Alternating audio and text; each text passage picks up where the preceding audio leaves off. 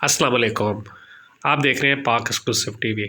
सिंध में एक ऐसी जगह भी है जहाँ के बारे में कहा जाता है कि यहाँ पर परियां आकर नहाती हैं।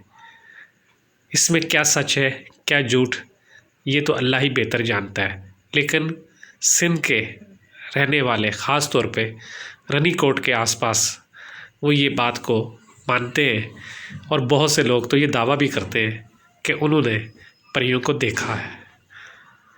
इस वीडियो में हम आपको दिखाते हैं कि वो तालाब कौन सा है और वो कहाँ पर वाक़ई है। सिंध के अंदर रनीकोट का एक खूबसूरत किला है जिसको दीवारे सिंध भी कहा जाता है। इसके आसपास बहुत सारे पहाड़ हैं, लेकिन इनमें सबसे नुमाया जो है वो किले की दीवारें हैं।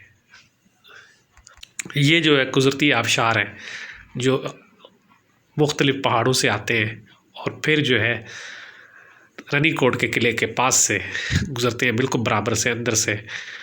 इनके बारे में कहा जाता है कि इन ही आबशारों के पानी में परियां नहाने के लिए आती हैं। ये बात अल्लाह बेहतर जानता है कि सच है झूठ, लेकिन कहने वाले इस बात को कहते हैं और मानते हैं कि उन्होंने परियां देखी हैं। ये खूबसूरत तालाब जो है साफ़ सुथरा पानी, इसमें जो है परियां आती हैं और नहाती हैं।